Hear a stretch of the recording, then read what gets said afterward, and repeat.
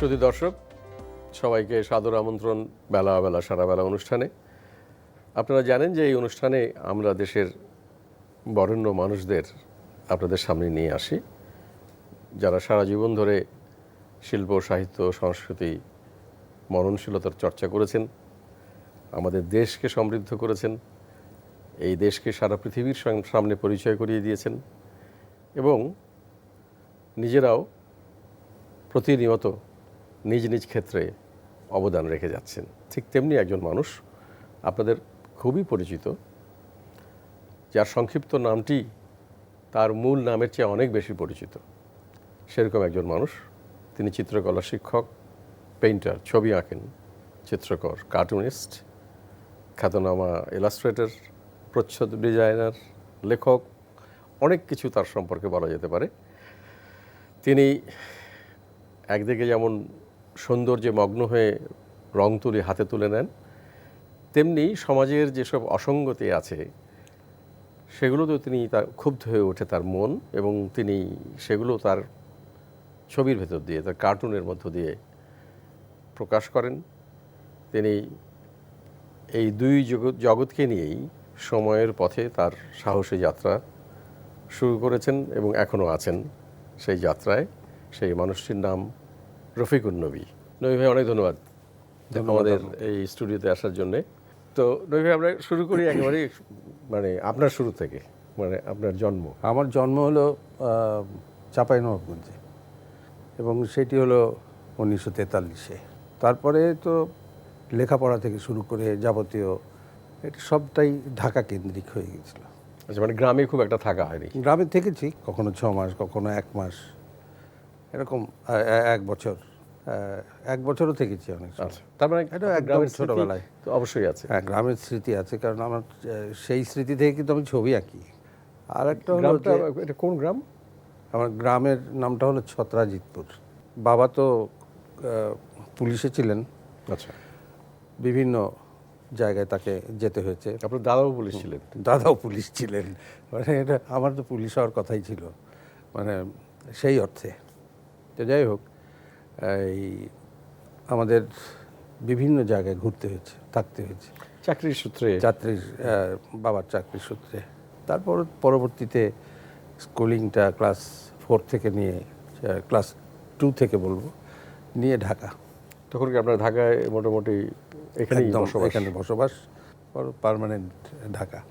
আচ্ছা, সেটা কোথায়, কোন এলাকায়? নারিন্দায়। নারিন্দা থেকে। এবং আমি লেখাপড়া করেছি পগোজ হাই স্কুলে। পরবর্তীকালে তো ওই চারুকলা, আর্ট কলেজ। হ্যাঁ, ওখান থেকে আপনার জীবনের যাবতীয় যা কিছু। হ্যাঁ, যাবতীয়।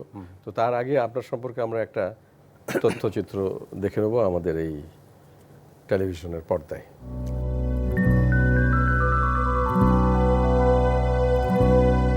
চিত্রশিল্পী এবং কার্টুনিস্ট রফিকুন নবী রাজশাহী বিভাগের চাঁপাইনবাবগঞ্জ জেলায় 1943 সালের 28 নভেম্বর জন্মগ্রহণ করেন।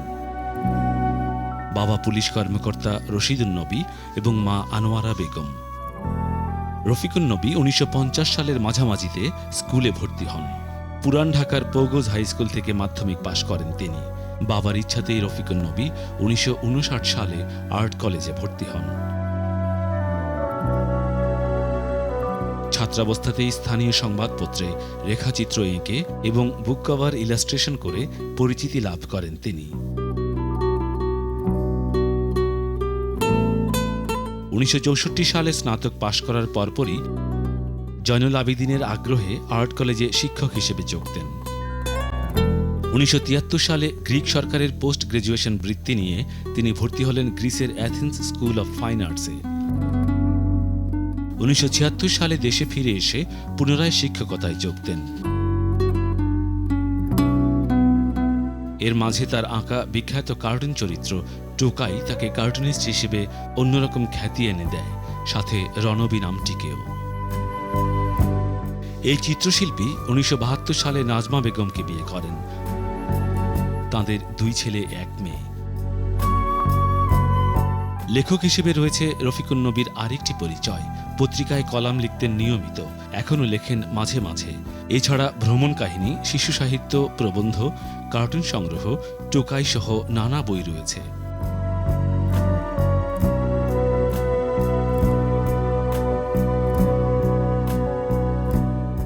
চিত্রকলায় তার অবদানের স্বীকৃতিস্বরূপ লাভ করেন 21 পদক, বুক কভার ডিজাইনের জন্য 13 বার ন্যাশনাল একাডেমি পুরস্কার সহ নানা পুরস্কার ও সম্মাননায় ভূষিত হন।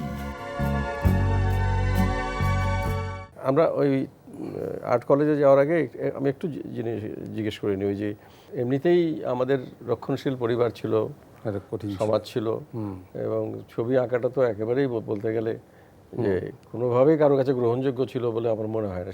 সেক্ষেত্রে আপনি ছবি আঁকার দিকে গেলেন কীভাবে? একটা হলো যে বাবা পুলিশ ছিলেন, কিন্তু এইটা ওই যে একটা মিসফিট হয়ে যাওয়া আর কি। তার কিন্তু আসলে শিল্পী হওয়ার কথা। উনি ছবি আঁকতেন এবং এই চাকরিতে থেকেও কিন্তু ছবি আঁকাটা কিন্তু প্রতিদিন ছিল তার একটা কাজ। উনি নিজেও ছবি আঁকতেন? যখনই সন্ধ্যায় চলে আসতেন বাসায়, তারপরে তার সব পোটলাপাটলি বের করে বসতেন ছবি আঁকতে। এইটা ছিল তারই। এবং পরবর্তীতে তো ছোট ছোট স্কাল্পচার হাত দিয়েছিলেন, স্কাল্পচার করতেন। তো আমি বলবো যে একেবারে হাতে খড়িটাও বাবাই করেছেন। তারপরে থেকে তো চলল। স্কুলেও কি আপনার ওই ছবি আঁকার ওইটা স্কুলে ছিল, স্কুলে এটা ছিল।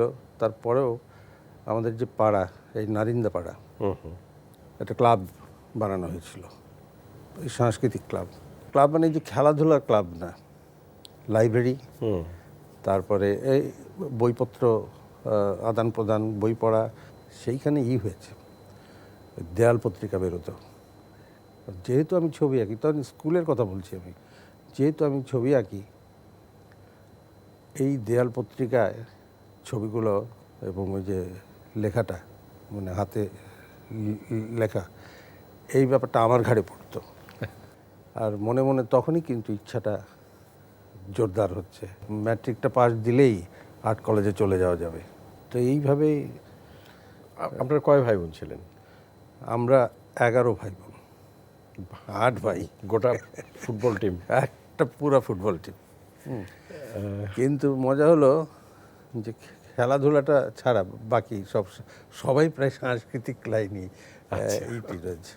আপনার আরেক ভাইও তো ছবি আঁকেন? আমার আরেক ভাই ছবি আছে, রেজাউন নবী। ও একজন, এখন ওর তো জল রং খুব সুন্দর, খুবই সুন্দর, এবং বেশ দামও হয়েছে। আর আমার ইমিডিয়েট ছোট ভাই শফিকুন নবী, সে একসময় ছড়া লিখে খুব সুনাম খ্যাতি ছিল। আপনার আম্মা কি কোনোভাবে আপনাদের এইসব কাজের সঙ্গে যুক্ত থাকতেন? মা তো সংসার নিয়ে দেখেছি এই 11টা, মানে আমাদের মামারা বলতেন যে এই 11টা বানরকে মানুষ করা, এইটা তো একটা ঘটনা। মা ছিলেন সংসার নিয়ে ব্যস্ত। তারপরে আপনি এই ম্যাট্রিক পাশ করে?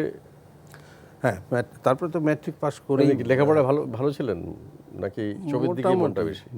নিজে খুব ভালো বলার উপায় নাই, কিন্তু আবার যে একেবারে খারাপ তাও না, খারাপ একেবারে ওই ফেল টু লাইন সেটাও না। আপনি যেমন একদিকে আপনি তো ছবি আঁকেন, মানে চিত্রকর যেটা যদি বলি আমরা, পেইন্টার, আপনি একজন জাত পেইন্টার, কিন্তু পাশাপাশি আপনার আরেকটা খ্যাতি যেটা কার্টুন, এই কার্টুনের ব্যাপারটাও কি ওই ছেলেবেলা থেকে ছিল মাথায়? কার্টুন ছিল। আমরা তো ছেলেবেলায় ওই যে পত্রপত্রিকা, বাড়িতে কিন্তু পত্রপত্রিকা থাকতো অনেক, তো সেই পত্রপত্রিকায় কার্টুন দেখলাম। আমার মনে আছে যে সরকারি পত্রিকা ছিল তখন মর্নিং নিউজ, ওই পাকিস্তানি আমলে, একদম আমি প্রথম দিকের কথা বলছি, যে মর্নিং নিউজে ঢাকা থেকে এই হতো যে ওরা ওইখানে কার্টুন ছাপতো, পলিটিক্যাল কার্টুন। ওদের নিজস্ব কার্টুনিস্ট ছিল পশ্চিমা ইসের, ওই যে আজিজ নামে একজন, আজিজ, হ্যাঁ, আমার সাথে পরবর্তীকালে পরিচয় হয়েছে, পলিটিক্যাল কার্টুন। তখন সেই পত্রিকার প্রধান কার্টুনের প্রধান সাবজেক্টই ছিল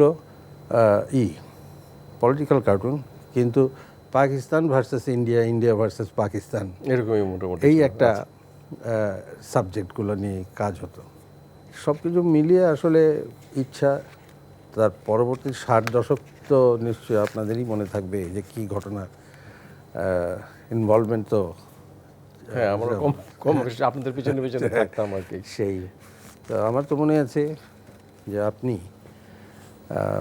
তারপরে এই যে প্রথম আলোর আমাদের মতিউর রহমান, তারপরে মাহফুজ আনাম, হ্যাঁ, তারপরে আমাদের আবুল হাসনাত, আবুল হাসনাত, মফিদুল, মফিদুল, এই একটা গ্রুপ সবসময় আমাদের সাথে এইসব নিয়ে একটা, সেটা নিশ্চয়ই মনে আছে। এটা সেই সে স্মৃতি তো ভোলার এক্সাইটিং নয়। একটা দুরূহ সময়, কিন্তু খুব এক্সাইটিং, খুব কি বলবো যে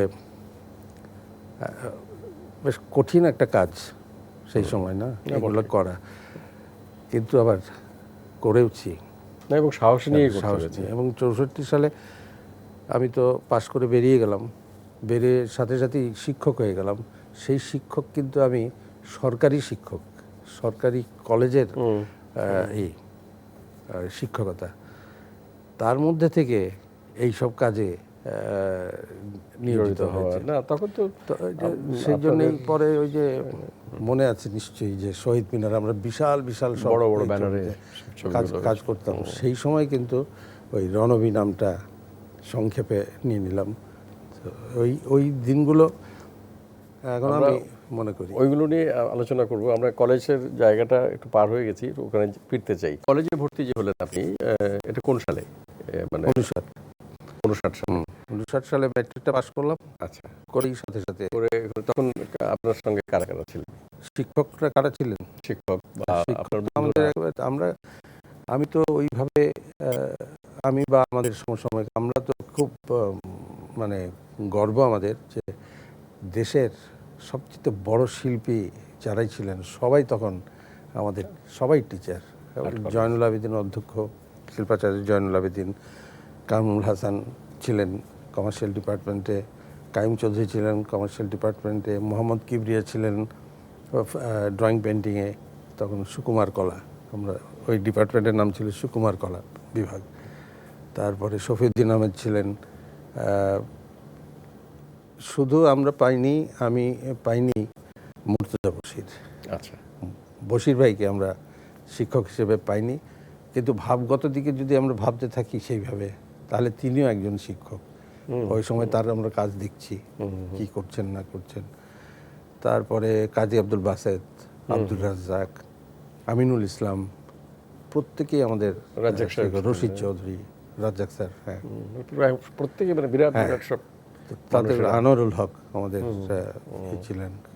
আপনি কি ছাত্র জীবন থেকে, মানে আর্ট কলেজে ভর্তি হওয়ার পরে তখন থেকে এই প্রচ্ছদ আঁকা বা হ্যাঁ একদম কার্টুন আঁকা এটা শুরু করে দিয়েছিলেন? ফার্স্ট ইয়ার থেকে। আচ্ছা, তো পত্রপত্রিকা তখন এই যে কিছু, এখন তো প্রায় কমেই গেছে বলবো, যে ওই যে লিটল ম্যাগাজিন, এইগুলো কিন্তু আমাদের প্র্যাকটিসের একটা বড় জায়গা ছিল। তখন তো ওই যে 21শে ফেব্রুয়ারিতে তো প্রচুর লিটল ম্যাগাজিন বেরোতো এইসব। তারপরে এমনিতে সিনে ম্যাগাজিন, অনেকগুলো সিনে ম্যাগাজিন ছিল তখন। সেই এগুলো বেশ একটা কম্পিটিশনের মধ্যে ছিল। আর তখন নতুন ঢাকায় নতুন সিনেমা হচ্ছে, তাই নিয়ে মানে সবাই পত্রপত্রিকাগুলো ক্রীড়া নিয়েও পত্রপত্রিকা, নানান দিকে পত্রিকা বেরোচ্ছে। তো ওই সব পত্রিকা আমাদের আর্টিস্টদের ওইখানে সম্পৃক্ত হওয়া একেবারে প্রয়োজনীয় হয়ে দাঁড়ালো। তারপরে এই যে এগুলোর যে সৌকর্য কেমন হওয়া উচিত, আমরাও এক্সপেরিমেন্টস করা শুরু করি, কেমন হচ্ছে প্রচ্ছদে, যেমন কাইম চৌধুরী কিংবা আমাদের আব্দুর রৌফ, তাদের সেই সময়ের প্রচ্ছদ দেখে, আর কামরুল ভাইটা তো ছিলেন, কামরুল হাসান, তারা অবাক হয়ে যেতাম যে আধুনিক সব কাণ্ড কারখানা চলছে। সেইগুলো একটা সময় ভাবাই যেত না যে পাবলিশাররা ওগুলোকে পছন্দ করবে, কিন্তু বা প্রশ্রয় দিবে, কিন্তু পাবলিশাররাই এমনভাবে তৈরি হয়ে গেল যে তখন দেখি যে লেখক, পাবলিশার, শিল্পী সব মিলিয়ে একযোগ হয়ে এইগুলোকে সুন্দর করার চেষ্টা। তার মধ্যে আমরা সম্পৃক্ত হয়েছি এবং একেবারে ফার্স্ট ইয়ার থেকেই শুরু, হতে হতে হতে হতে তারপরে তো ওর মধ্যে একেবারে ডুবেই গেলাম একটা সময়। আজকে যখন চিন্তা করি পেছনের ওই সময়ের কথা, তখন মনে হয় যে এই যে নিজেরা তৈরি হয়েছি, নিজেদের বুদ্ধি, তারপরে যা কিছু আছে, সব কিছু যদি কিছুটাও আলোকিত হয়ে থাকে, এইসবের মধ্যে সম্পৃক্ত ছিলাম বলেই কিন্তু হয়েছে ব্যাপারটা। না হলে নিশ্চয়ই। ওই আমি বলবো যে অনেক অসম্পূর্ণতা থেকে যেত। প্রথম প্রদর্শনী কবে হয়েছিল? আমার সল এক্সিবিশন হয়েছে 86 সালে বোধ হয়। না, যদি এথেন্সকে ধরি, আমি বিদেশে লেখাপড়া করেছি যে 3 বছর, সেইখানে প্রথম সলো করেছি। এটা 76 সালে। আর ছবি এঁকে উপার্জন? আমি তখন মাত্র আর্ট কলেজে ভর্তি হয়েছি, উপার্জন সম্বন্ধে জানি না কিছু, কোথায় কী হবে। 7-8 দিন হয়েছে ক্লাস শুরু হয়েছে, একেবারেই মানে নতুন জায়গা, নতুন কিছুই বুঝি না। তো আমার পাড়ার একটি ছেলে একদিন সকালবেলা এসে করেছে, অবাঙালি আবার, দরজা নক করে। তো তখন নারিন্দায় থাকি, বলে যে তুমি আমার একটা কাজ করে দাও। আমি কী কাজ করে দেবো? বলে আমাকে একটা সিংহ এঁকে দিতে হবে। সিংহ? তা আমি বললাম যে আমি সিংহ জীবনে দেখিনি, আমি সিংহ আঁকবো কী করে?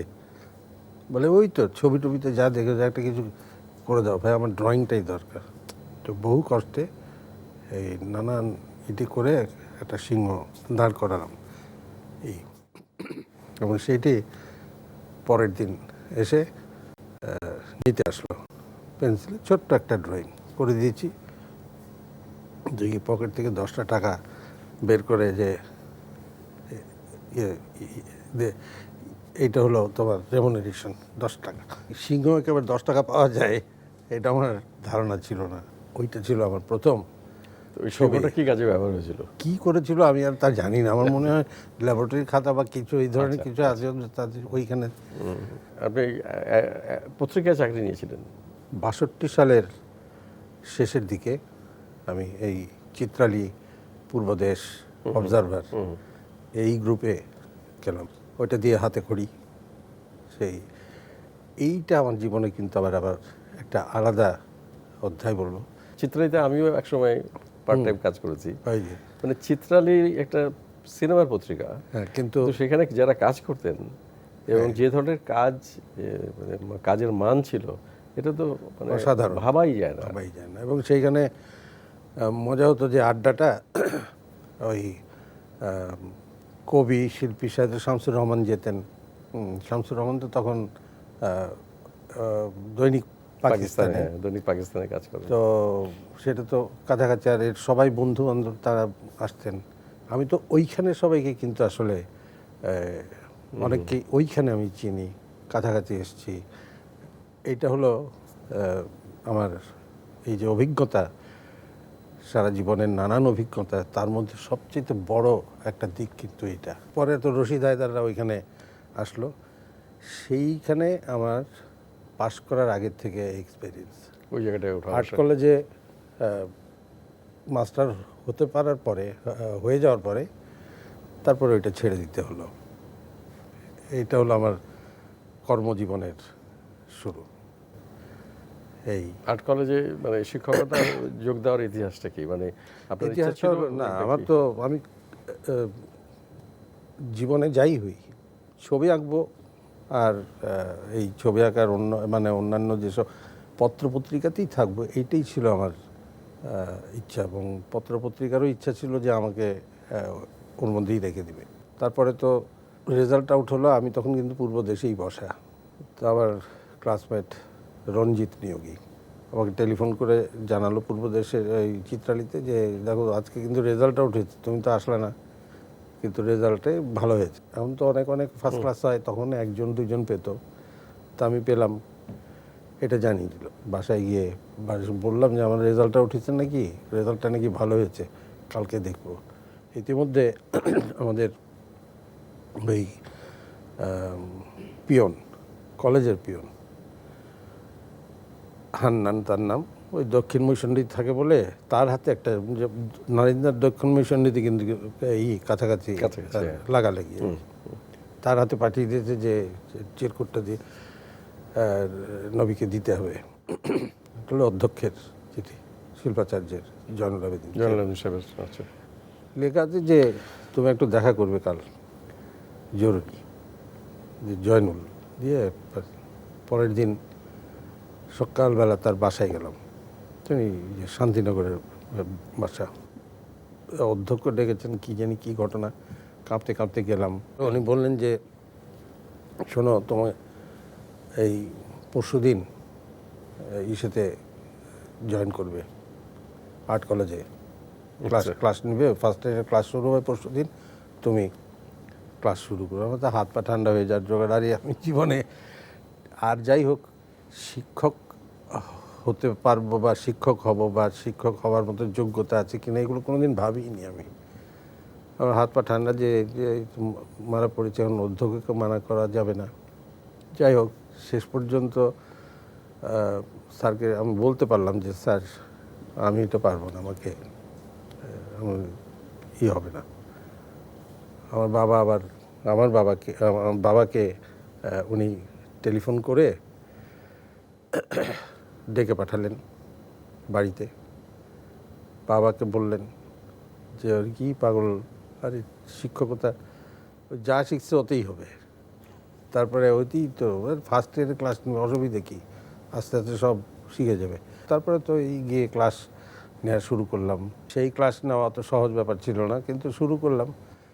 মজা হলো যে সারা জীবন প্রায় 46 বছর কিন্তু শিক্ষকতা করলাম এই চারুকলায়। কখনোই কিন্তু আমি শিক্ষকতাটা ওই যে এনজয় করার ব্যাপার থাকে যে একটা, এটা কিন্তু হয়নি। টেনশন, তারপরও 46.5 বছর দিব্যি কাটিয়ে দিয়েছি টেনশন নিয়ে। নিয়ে।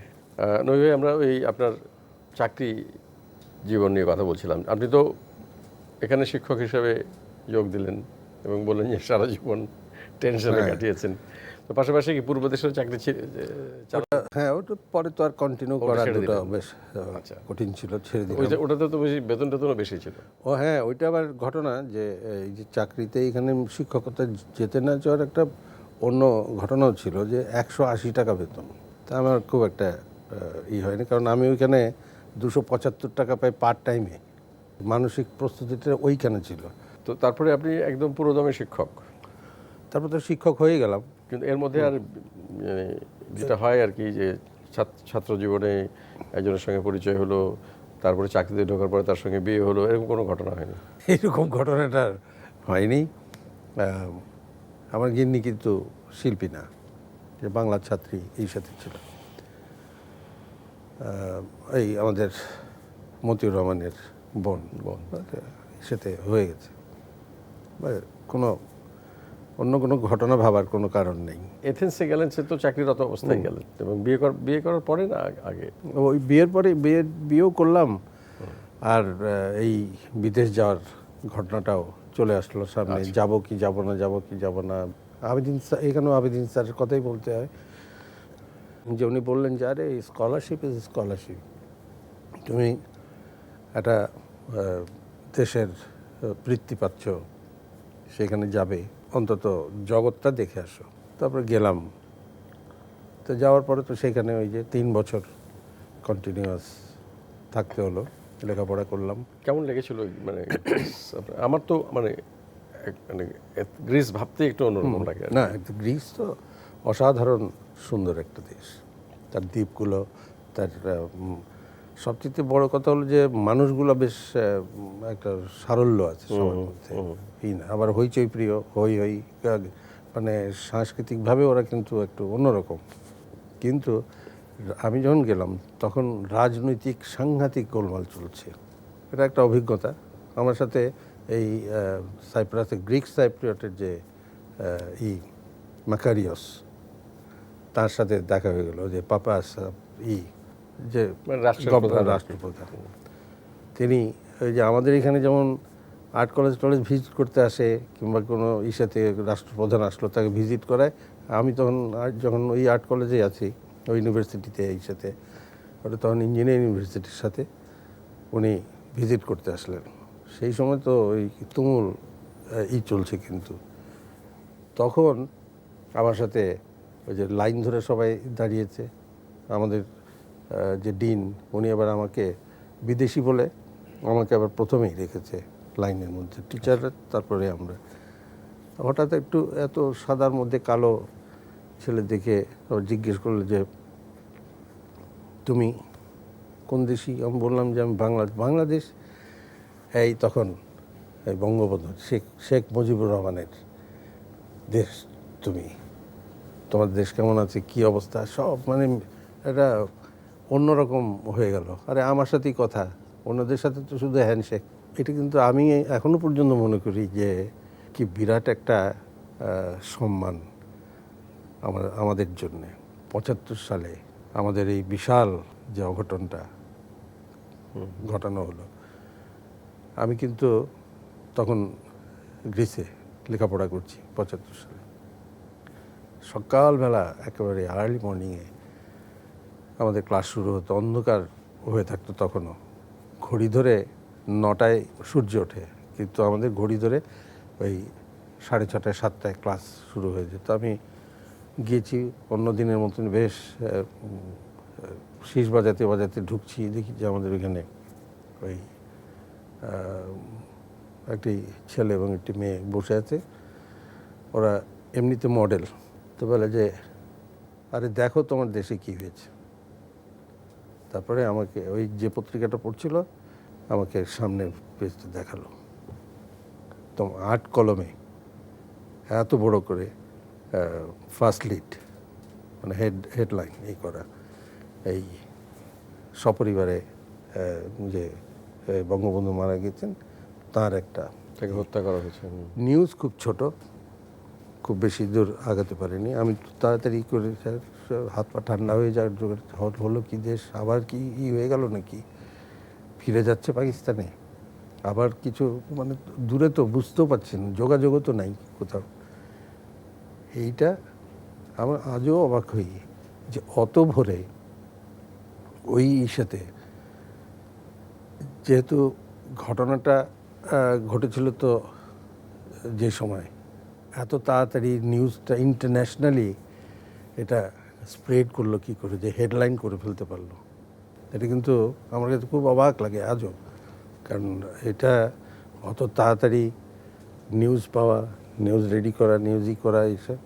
তো যাই হোক, ওখানে দেখলাম যে বিশাল ওইটা ষড়যন্ত্র ছিল, ওটা আন্তর্জাতিকভাবে আন্তর্জাতিক বিষয় ছিল। এটা মনে হয় যেন রেডি ছিল সবাই যে এটা ঘটবে এবং তারপরে আমরা ছেপে দেবো বা নিউজ জানিয়ে দেবো সারা পৃথিবী। এইটা মনে কোথাও একটা, এটা আমার কাছে সবসময় মনে হয় এখনো।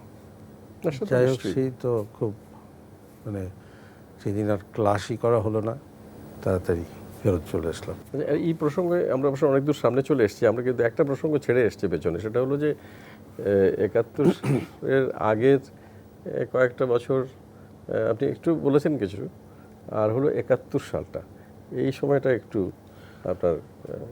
71 সালে তো সারা দেশ যখন এরকম শুরু থেকেই তো বিশাল একটা খুবই আন্দোলিত একটা, মানে তার আগে তো যে কয়েক বছর গেছে সেখানে শিল্পী, সাহিত্যিক, সংস্কৃতি কর্মীরা সবাই তো সম্পৃক্ত, যে সব কাজের সঙ্গে আপনি যুক্ত থাকতেন, আমার নিজেরই দেখা। এবং তখন তো যে অসংখ্য কার্টুন করতে হয়েছিল।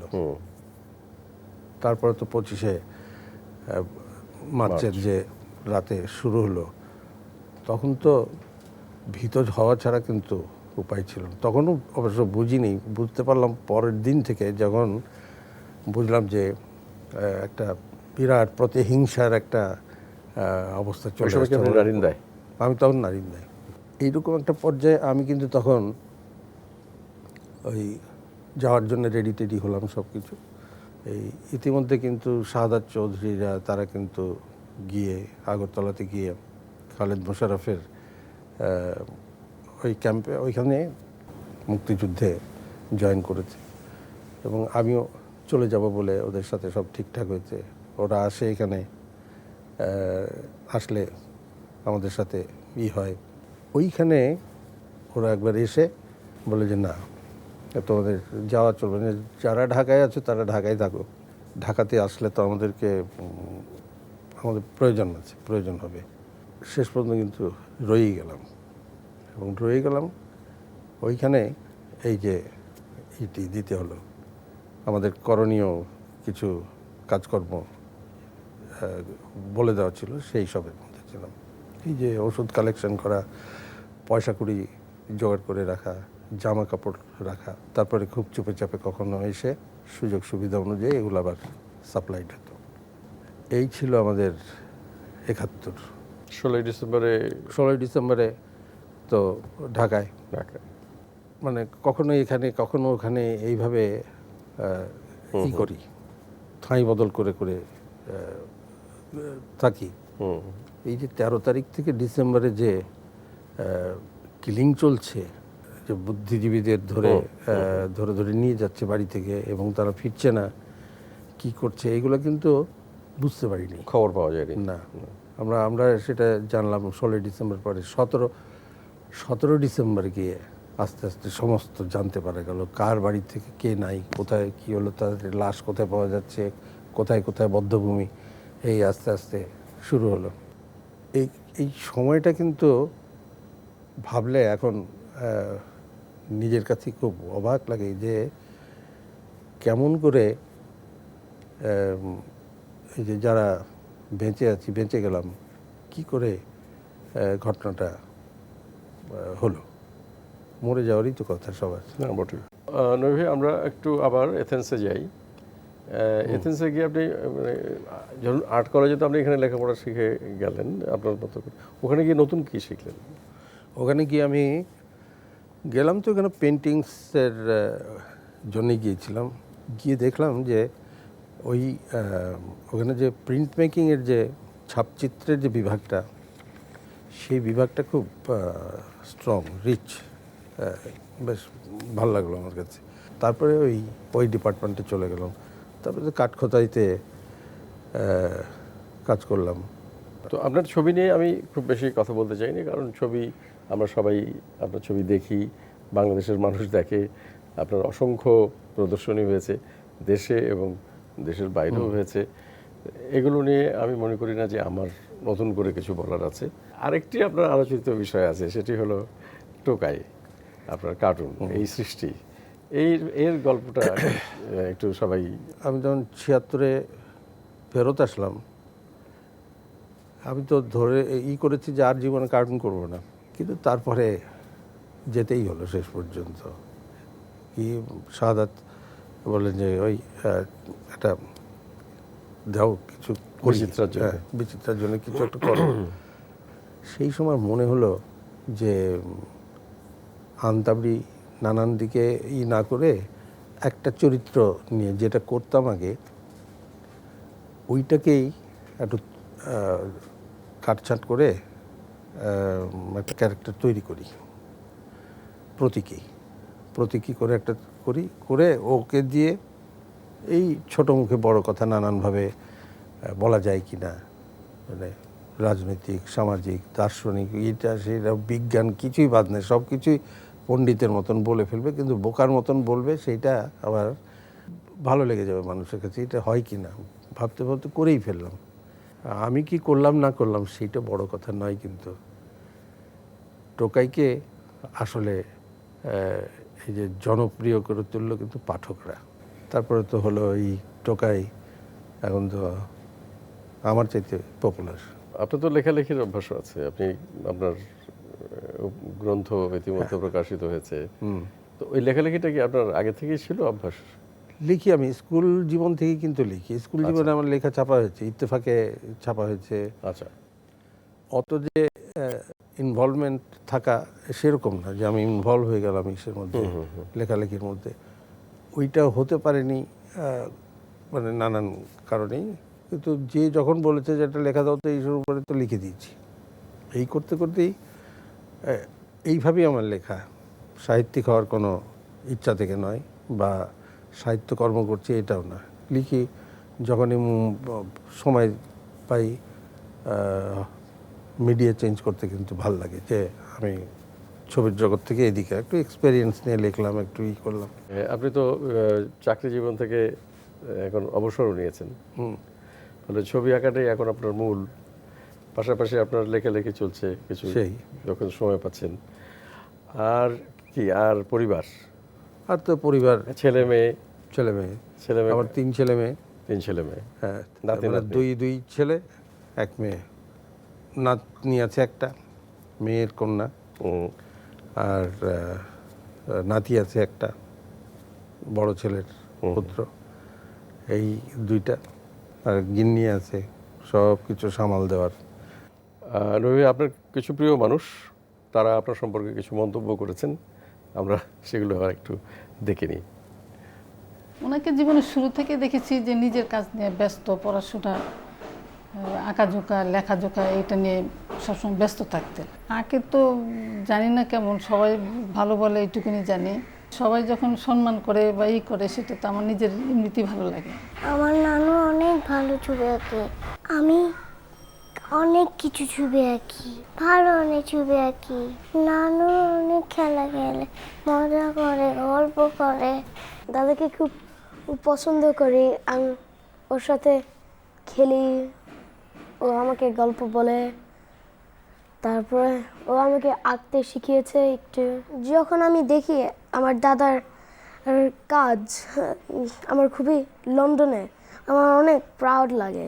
যখন আমি লন্ডনে যাই একটু কষ্ট লাগে। আমরা জ্ঞান হওয়ার পর থেকে কতগুলো জিনিসের সাথে পরিচিত হয়ে বড় হয়েছি। সেটা হচ্ছে রং তুলি, ক্যানভাস অ্যান্ড এই যে টেবিলের আশেপাশে কাগজপত্র, লেখার কাগজ। বাবা হিসেবে যদি আমি বলি যে ওনার মতো অ্যাকচুয়ালি বাবা হয় না। আমি খুবই প্রাউড ফিল করি যে আমি ওনার মেয়ে। তো এত বছর তো আপনি কাজ করলেন, এখন অবসর, কিন্তু তারপরেও কাজ তো আর শেষ হয়নি। এখন সময়টা কি তোমার কাছে অন্যরকম লাগে, নাকি এখনই? আমি একটা আলাদা জগতে পৌঁছেছি এই অবসর জীবন, এবং সেইটা কিন্তু ওই ছবি আঁকি বলেই হয়তো হবে যে আমার তো এখন ছবি আঁকার জগতের মধ্যে ঢুকে যাওয়া, এইটার আলাদা একটা আনন্দ। তখন যে ছবি আঁকতাম তা না, কিন্তু মাথার উপর একটা দায়িত্ব ছিল সে, আর এখন তো কোনো দায়িত্ব নাই। সব মানে হেসে খেলে ক্যানভাসের সামনে বসা ওঠা, যা কিছু করা সব চলছে, এইটার একটা মজা আছে। নবী, আমরা তাহলে শেষ করি আজকে এখানে। আমরা হ্যাঁ, অনেক মোটামুটি, কথাই হয়ে গেল। অনেক কিছুই শুনলাম, হয়তো কিছু কিছু কথা বাদ পড়ে গেল, কিন্তু এক বসাতে হয়তো সব কথা শোনা যায় না। তো ভবিষ্যতে যদি আবার সুযোগ হয় তখন আবার কথা বলা যাবে। তো আপনার মানে এটা জেনে ভালো লাগলো যে আপনার সময়টা খুব ভালো কাটছে। তো আপনার সময় ভালো কাটুক, আরও ভালো কাটুক, এটাই আমরা চাই। এবং আপনার কাছ থেকে আমরা আরও অনেক সৃজনশীল কাজকর্ম আগামীতে নিশ্চয়ই দেখতে পাবো, সেটার অপেক্ষায় আমরা রইলাম। তো আপনাকে আর কি আবার একবার ধন্যবাদ জানাই। হ্যাঁ, ধন্যবাদ জানাই আসার জন্য। দেশ টিভির সবাইকে অনেক সময় দিয়েছেন আমাদের। ধন্যবাদ। প্রিয় দর্শক, আমরা এতক্ষণ কথা বলছিলাম আমাদের প্রিয় শিল্পী রফিকুন নবীর সঙ্গে, যাকে আপনারা সবাই চেনেন। তিনি চাকরি জীবন থেকে অবসর নিয়েছেন, এটা ঠিক, কিন্তু তার কর্মজীবন থেকে তিনি অবসর নেননি, বরং আরও বেশি সক্রিয় হয়েছেন। এখন আরও বেশি সৃজনশীল কাজে তিনি যুক্ত হয়েছেন। আমরা আশা করছি তার কাছ থেকে আমরা আরও নতুন নতুন কাজ পাবো, যেটি আমাদের শিল্পকে সমৃদ্ধ করবে, আমাদের বাংলাদেশের গৌরব বৃদ্ধি করবে। তো আমরা আশা করব তিনি দীর্ঘ সক্রিয় জীবন যাপন করবেন, এবং সেই জীবনের মধ্য দিয়ে আমরা তার কাছ থেকে আরও অনেক বেশি সৃজনশীল কাজ পাবো। এই কথা বলে আপনাদের সবাইকে ধন্যবাদ দিয়ে আমাদের আজকের অনুষ্ঠান এখানে শেষ করছি। ভালো থাকবেন সবাই।